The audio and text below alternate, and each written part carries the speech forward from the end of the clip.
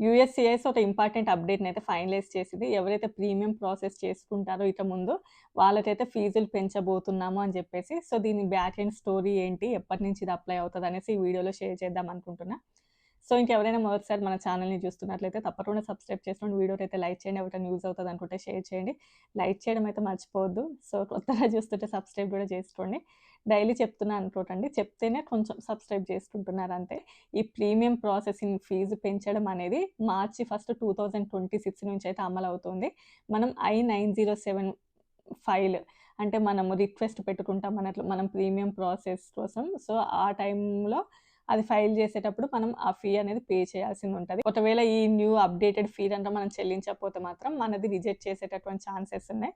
Chances కాదు, reject చేస్తారు అంతే.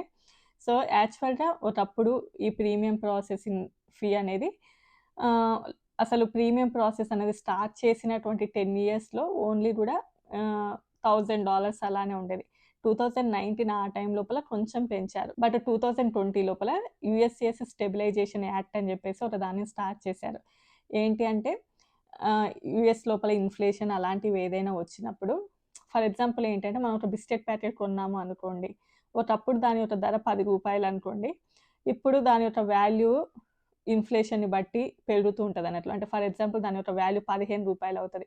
ఒకవేళ రేటు గనుక పెరగలేదు అనుకోండి, దాని లోపల బిస్కెట్‌ల సంఖ్య తగ్గుతది. అంటే చిన్న ప్యాకెట్ రూ. 10కి వస్తదన్నట్లు. ఒకవేళ రేట్ అన్నా పెరగాలి, లేదు అంటే దాని యొక్క సైజ్ అన్నా తగ్గించాలి. So, based on that one ఏంటంటే యూఎస్‌సిఎస్ అనేది ఫెడరల్ నుంచి ఎలాంటి ఫండింగ్ అయితే రాదు కాబట్టి, సో, ఇది ఓన్లీ కూడా మనం కట్టేటటువంటి ఫీజుల మీదనే బేస్ అయి ఉంటది కాబట్టి, ఇక ముందు నుంచి వీటి యొక్క ఫీజెస్‌ని అయితే పెంచబోతారు అని చెప్పేసి అప్పుడు తీసుకొచ్చినటువంటి నిర్ణయం. సో, ఇంక ఎవరికి ఎంతెంత ఫీజెస్ పెరిగాయి అని చెప్పేసి నేను ఇక్కడ డిస్‌ప్లే మీద చూపిస్తాను. చూసుకోండి. ఇంక నేను చెప్పేదానికంటే మీరు చూసుకుంటేనే ఈజీగా అర్థమవుతది. ఇంకా 2 ఇయర్స్‌కి ఒకసారి ఇన్‌ఫ్లేషన్ యొక్క డేటాని చూసి, ఆ డేటా ప్రకారం దీనిని అంటే ఇంక్రీజ్ చేయడం చేస్తూ ఉంటారు. సో, జూన్ 2023 నుండి జూన్ 2025 మధ్యలో ఉన్నటువంటి ఇన్‌ఫ్లేషన్ డేటాని కలెక్ట్ చేసి, ఈసారి ఫీజెస్ అయితే ఇలా పెంచబోతున్నాము అని జెప్పేసి. అండ్ ఇది ఆల్‌మోస్ట్ మార్చ్‌ని ఫస్ట్ నుంచి అయితే ఇది అమలు రాబోతుంది.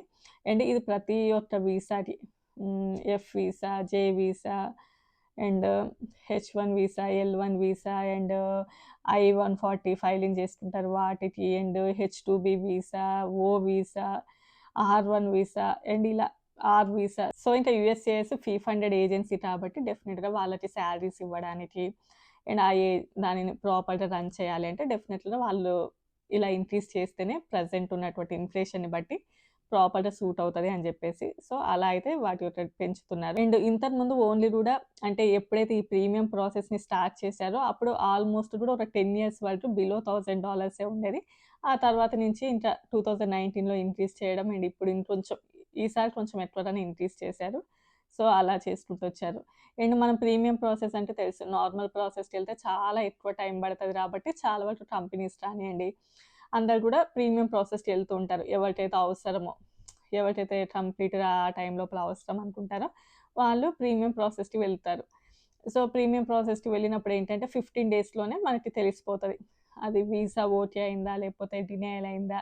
ఏమైందనేది వితిన్ 15 డేస్‌లోనే తెలిసిపోతది. బట్ ఏప్రిల్ 1, 2024 ఆ టైం నుంచి ఏంటంటే ఇంతకుముందు వితిన్ 15 డేస్‌లోనే రిజల్ట్ వచ్చేది. ఆ తర్వాత నుంచి ఏంటంటే 15 వర్కింగ్ డేస్ పెట్టుకున్నారన్నట్లు. అంటే సాటర్‌డే, సండేస్ కానియండి, అలాంటివి అంటే ఏవైతే ఒకవేళ ఫెస్టివల్స్ కానియండి, ఏదైనా ఒకవేళ ఆ రోజునంతా వర్క్ అవ్వట్లేదు అనుకోండి యూఎస్‌సిఐస్. సో, దాన్ని కూడా తీసేశారు. సో, అలా ఏంటంటే ఇప్పుడు ఆల్మోస్ట్ వితిన్ 1 మంత్‌లో అయితే మనకి రిజల్ట్ తెలిసిపోతది. ఇప్పుడు మనం ఒకవేళ ప్రీమియంకి గనుక అప్లై చేయలేదు అనుకోండి, మనం ఆల్మోస్ట్ కూడా ఒక 8 మంత్స్ వరకు యూఎస్ఏలో ఉండొచ్చు. అంటే అక్కడ యూఎస్‌సిఎస్‌లో మన ప్రాసెస్ అవుతుందనుకోండి, అంటే వెంటనే అవ్వదు గదా! ప్రీమియం రాకపోతే. సో, అప్పుడు ఒక 8 మంత్స్ వరకు మనం యూలో ఉండొచ్చు. ఆ తర్వాత అయితే ఒకవేళ మనకి అది రిజెక్ట్ అయినా, అవ్వకపోయినా కూడా మనం యూఎస్ఏని వదిలేసి వెళ్ళిపోవాల్సిందుంటది. బట్ ఆ లోపలనే తెలుస్తది. బట్ ఈ మధ్య కాలంలో ఏంటంటే చాలా వరకు ఆ ప్రాసెస్ అనేది లేట్‌గా ఉంది. ఒకవేళ యూఎస్‌సిఎస్‌కి మనది సబ్మిట్ చేశారు అనుకోండి, ఇప్పుడు లాస్ట్ మొమెంట్‌లో సబ్మిట్ చేశామనుకోండి మనము, అంటే ఇంక మనకి అయిపోతున్నాయి. ఆల్మోస్ట్ 8 మంత్స్ కూడా కంప్లీట్ అవుతుంది. మనకి ఎలాంటి రిజల్ట్ రాలేదనుకోండి, అప్పుడెళ్ళొచ్చన్నట్లు. ఆ టైం లోపల వితిన్ 15 డేస్‌లలో అప్పుడు మళ్ళీ ప్రీమియం జేసుకోవచ్చు.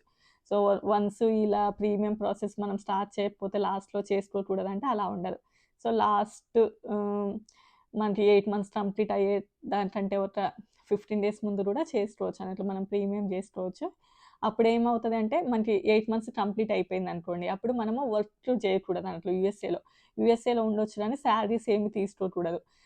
ఆ తర్వాత వన్స్ ఆ రిజల్ట్ వచ్చిన తర్వాతనే మనం ఇంకా వర్క్ స్టార్ట్ చేయాల్సిందుంటది.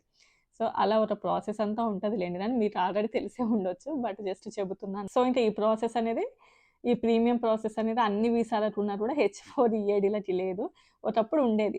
హెచ్-1బీతో పాటే హెచ్-4 ఈఏడీలు కూడా ఆహ్, సేమ్ టైమ్‌లో సబ్మిట్ చేయడం మొత్తం బండెల్ సబ్మిట్ చేస్తే వాళ్ళకి కూడా ఎక్స్‌టెన్షన్ అయ్యేసి వచ్చేది. కానీ ఇప్పుడు అలా లేదు. ఇప్పుడు ఓన్లీ కూడా హెచ్-4 ఈఏడీలకి జనవరి 2025 అనుకుంటా. నాకు ఇయర్స్ సరిగ్గా గుర్తుండవు. ఆ టైం నుంచయితే తీసేశారు. ప్రెజెంట్ అయితే అది లేదు. బట్ కొంతమందయితే అవుతుంది అని చెప్తారు. అంటే నేను కొన్ని ఫేస్‌బుక్ అక్కడ ఇక్కడ చూస్తూ ఉంటా కదా! వీడియోస్ కోసం. కొంతమందేంటంటే మాకు ఇలా సబ్మిట్ చేసాము.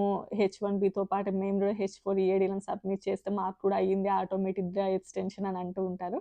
బట్ ప్రెజెంట్ అయితే మేబీ ఒకవేళ ఎవరైనా చేసుకోవాలనుకుంటే అలా చేసుకోండి. మేబీ అవుతే అవ్వచ్చు కూడా. సో, ఇంకా ఇంతే అండి ఈ వీడియో.